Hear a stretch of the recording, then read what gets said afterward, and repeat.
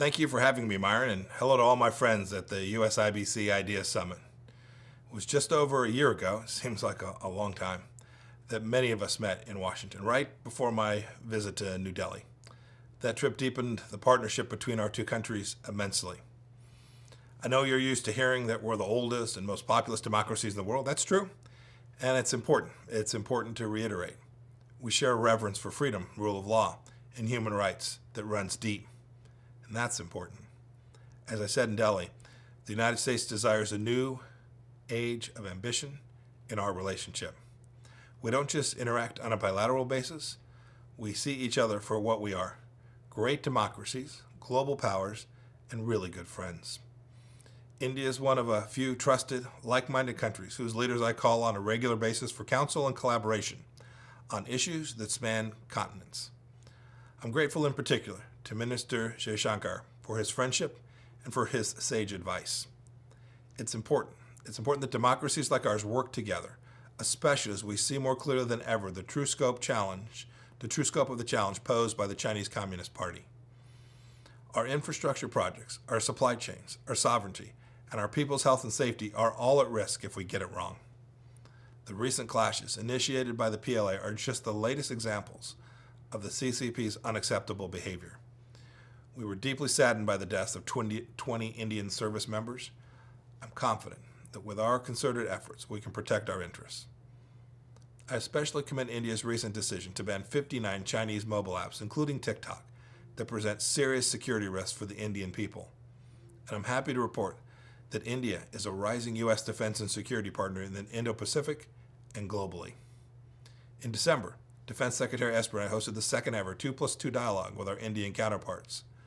The United States has never been more supportive of India's security. India, too, is an important partner in a key pillar of President Trump's foreign policy: multilateralism that actually works. We work closely together to make sure that the World Intellectual Property Organization election was won by someone who respects property rights. Seems pretty basic. We've revived the so-called Quad, comprised of the U.S., India, Japan, and Australia. India is also part of a group of like-minded nations that I've convened regularly to advance shared interests.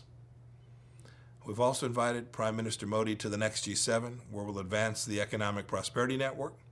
It's a group of countries and organizations that we consider natural partners because we share values like democracy and transparency and the rule of law.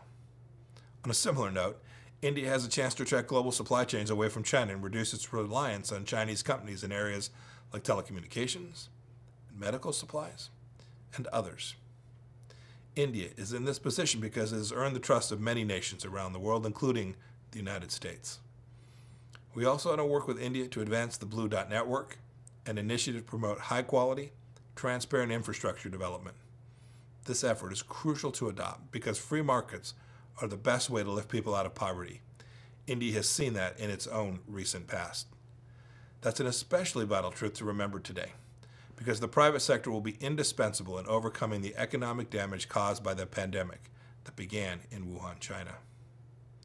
But, as I said last year, to achieve these worthy goals, India will need to encourage an environment that is more open to increased trade and investment.